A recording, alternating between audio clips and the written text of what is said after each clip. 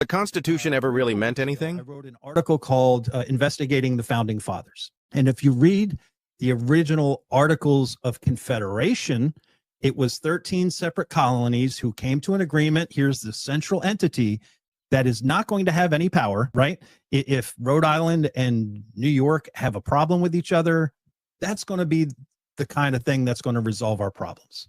Because, right, you should have kind of a neutral partner to kind of absolve. In hindsight, they probably just should have nominated another state to do so. But with that, they intentionally made the federal government so weak that they couldn't do anything. To at least, at minimum, they got the Bill of Rights in. But again, what the Constitution was the theft of everything who left England.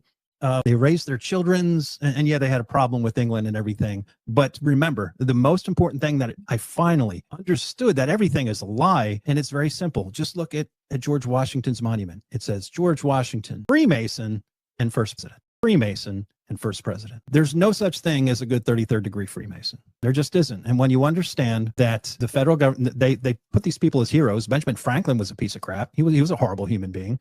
They found 10 bodies in his home, and most of them were little kids. Yes, indeed. Kid bodies. That's right. And then you understand all that was all these little pesky colonists. If you want a hero, we will give you one, right? Trump. There's no difference between Trump and George Washington.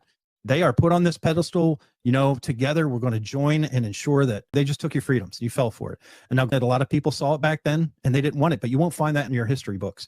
But if you take time to read books, read documents, it's out there. There was a big group of people. The same, they want you to believe that this anti-vaccine movement just started 10 years ago. There are books, there's a plethora of books and paper that were written in the 1800s against vaccinations and smallpox jabs.